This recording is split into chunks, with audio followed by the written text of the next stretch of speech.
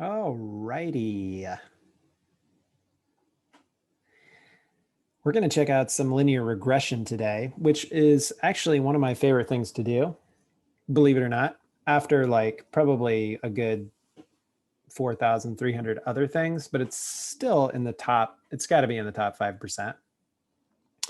It's fun because we can think about real world scenarios and then ask the question, is this linear?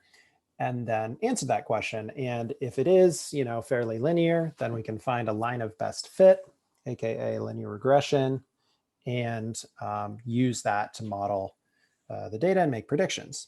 So I'm going to share this screen. We're looking at this right here. It is 3.5 EP1. And we've got a scenario here where we've got divers who are spending a certain amount of time underwater. And then how much time they would need to decompress so they don't get the bends. So I've never been diving, but definitely something I'd be interested to try if I can sometime in my life. So we might ask the question, well, if you spend a longer time underwater, do you need more time to decompress? And the answer is pretty obviously probably yes. But then we might ask, does it follow an exponential curve? Is it quadratic? Is it linear? Is it trigonometric? So there are other ones we can think about, but for right now, we're just asking the question, is it linear? So I'm going to assume that you've watched one of these videos up here and you either use Desmos, Google Sheets, or your calculator to compute this. I am going to use the calculator. So I'm going to pull this up right here. I'm going to make sure that I'm sharing this though. So I'm going to pop back out and then share to make sure you can see this. Okay, so basically I have already entered my data, and to do that, you go to stat edit. So you can see that I've already entered the data in L1 and L2. This is over here. L1 is the time spent down there, and L2 is the amount of minutes, the number of minutes I need to decompress. Okay, and I already computed my regression line by doing, basically, no, oops, not that, but basically stat calculate, and then I calculated the linear regression, which was 4. And I even stored it in Y1, which remember you can do by doing vars, yvars, function, enter Y1. So anyways, you can watch the video if you need to remember that, but I calculated this thing. And so if I go back to y equals, I will see that my function is in here. 0.48294573643411x plus a negative or minus 29.89. Okay, that's great. So that gives me a lot of information. Okay, so we're going to stop this share and pop back to the other one, which is here. And it says, what is a linear regression equation? Okay, so let's annotate this. Annotate, draw, let's draw. Don't really care for red right now, so let's go orange. So the linear regression equation is y is equal to 0.48x minus 29. I'm going to check my numbers here and see if I can get those to be a little more precise. 0.4829 and negative 29.9, let's say. Okay, let's see here. Let's see if I can go back to this. Okay. So I'm gonna, let's see here. I'm gonna undo here. Just make this a little more accurate. 4829x minus 29.9. Okay, so that is my linear regression equation for this data. What are the slope and y-intercept? Okay, well, this is a line, of course, so my slope is simply 0.4829. And since slope is change in y over change in x, I am going to give it units of y over units in x. Okay, units are a good way to understand things. So what are the units of y? The units of y are minutes that I need to decompress, and the units of x are minutes that I've spent down there. So this is actually minutes needed to decompress per minute spent. And this is going to help me understand C in just a second here. But again, since slope is found by finding the change in y divided by the change in x, or the rate of change, I can use those units to help understand what it might mean. And so it's 0.48 minutes needed per minute spent. Okay, and then finally my y-intercept, which I like to write as a coordinate pair, is 0, comma, negative 29.9. Okay, and so always good again to think about input and output. And the input right here is 0, and that is 0 minutes spent down there. And the output is negative 29.9, or negative 29.9 minutes needed. Interesting. Okay, so that doesn't seem like it makes too much sense, but maybe that'll help me answer D. So what does the slope mean in this real world scenario? Well, it already helps that I got the units, and basically what it means is that for each additional minute spent at, I forget what that depth was, spent at this depth, I need about 30 seconds more to decompress, which, you know, this might also be very similar to a math class. You know, as you spend more minutes in math class, you might need more time to decompress. Am I right? Also, I don't know what depth is, so let's change that to depth. But anyways. Okay, and so basically that is what that's saying, right? I need 0.48, which is about 0.5, so it's around 30 seconds. I need about 0.48 minutes, or 30 seconds needed to decompress per additional minute that I spend underwater. Okay, I like that. I like that. I'm going to clear all my drawings, choose my mouse, scroll down here a little bit, and look at D and E. It says, what does the y-intercept mean?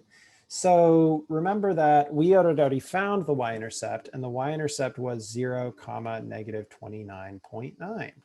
Okay, so basically what that means, and again, you always want to think about input, output, plugging in minutes spent, getting out minutes needed. So minutes spent, if I spend no minutes at this depth, then I will need negative 29.9 minutes to decompress. What? Does this make sense given the context of the problem? This doesn't really make sense, as negative minutes don't really make sense, right?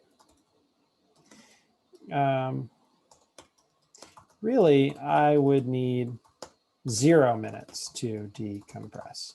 So this is where we have to go back and think like, well, if I look back at my data, okay, so I'm gonna just scroll up here, and this is gonna stay here.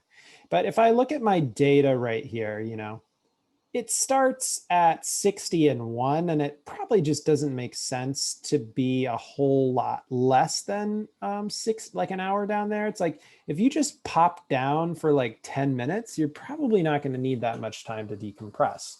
In fact, perhaps we might guess that for any values less than 60, you actually just don't need time to decompress. Because if you only need a minute after you've been down there for an hour, you probably just don't need that much time if you've been down there for less than an hour. So we might expect that actually after this, it should be 0. But in order to have a line that fits this data, we need that negative y-intercept. So yes, it works mathematically, but we have to also be thinking about basically the context. And I'll show you what that looks like on the graph here in a second. It says the actual decompression time needed for 120 minutes spent is 27 minutes. Well, that is this point right here, right? We've got the 127 or the 120 minutes spent, 27, it says, how much time does your linear regression model predict is needed after 120 minutes? Okay, so for this, let's go back to the calculator, and I'm going to stop my share because I'm not sure that it would grab that, and start a new share here with the calculator. So one thing that would be good to do is graph this thing. Now, normally the window, is maybe, if I do the zoom standard, which is just the standard window, I will get -10 to 10 and -10 to 10. Going back to the window, you can see, yes, my domain, -10 to 10, and my range is -10 to 10. But I don't see anything. And that's because my line is somewhere else. It doesn't cross through that window, right? Maybe the window's here and the line's over here, so I just don't see it. So to help with that, what I like to do is turn my stat plot on. And so I'm going to go to second y equals, which is stat plot. And then I'm going to hit enter here on the plot one, and I'm going to turn this one on. And I have my data in L1 and L2. So now that data is going to show up. If I go back to the graph, again, I'm still not going to see anything. But what this allows me to do is now hit zoom and scroll down to zoom stat, hit enter. There's my data, there's my line. It's now changed the window to fit the data I was given, and now I can see everything. So if I look at the window now, x min 42, x max 258, and then a y min of -12 and a y max of 95. So coming back to my original thing here, this makes sense because I really want my x values to go from about 50 to 250, and I want my y values to go from, say, 0 to 100. So I could even do that manually if I wanted to, change the window so that I could see that, by going to window and maybe saying, I'm going to start at 50, and I'm going to go to 250 for my domain values, and I'm going to go from 0 to 100. This will be a little bit different. And let's graph it. And yeah, you can see I can still see all of my data. Let's go down a little bit more. Let's go to 40 for my x value. Actually, no, let's go all the way down to -10 so I can see the y-intercept. And then let's go here to a y min of, I don't know, -30 maybe, -40. Okay, so you can see my y-intercept over here. And I might even want to change these values to like 10 so it's not, filling up my whole thing here. Part of this is just, understanding how to use a calculator. Okay, there we go. So now this is 10, 20, 30, 40, 50, etc. So they had asked basically to find what the model predicts for 120. So to do that, you can do second trace, which is the calculate menu, second trace value. And now you can plug in any x value like 120 and get out a prediction. So the model predicts 120. At 120 minutes spent, you need 28.05 minutes of decompression time. So let's go back to our document here. And let's say, great. What you actually need, according to the data that has been collected, is 27 minutes. But the model predicts that you need 28 minutes. Okay, so basically what that means is here's your linear regression. Here is your actual value, and it was 120,27. And this right here is your predicted value, and that value is 120, I guess I should probably get this a little bit more accurate, but it was 120, 28.05. Sorry if you can hear my phone beeping in the back. 28.05. Okay, so it's a little bit off, right? We don't expect the linear regression to be perfect. We expect it to model fairly well.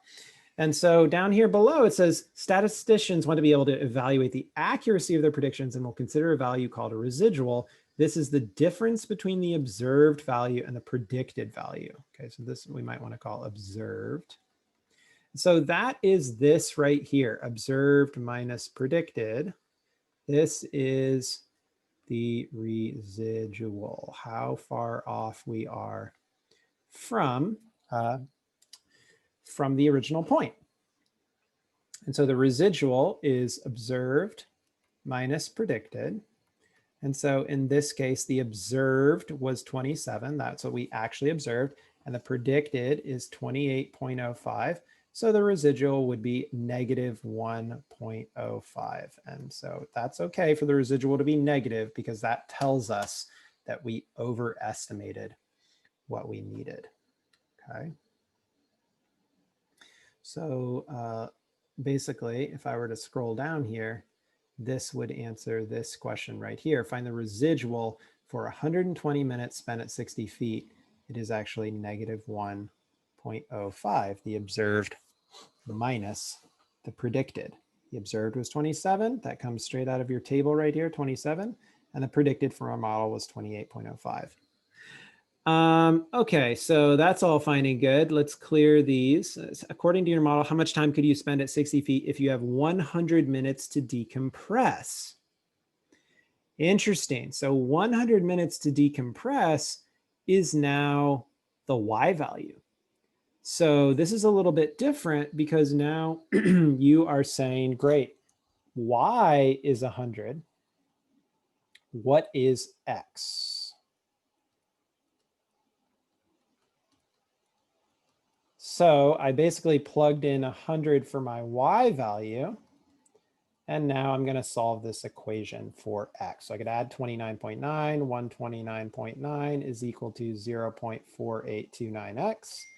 Then divide by 0.4829. Divide by 0.4829. And I can get X is equal to some number. I don't really know. So I will come back here and share a new screen here and show you another way to do this. Let's see here. What I could do is go to Y equals and enter in 100 here and graph that. Okay, that's up there. That's out of my screen. So I got to change my window, my X max to 300 and my Y max to 150 so I can see that. Now I'm going to graph it.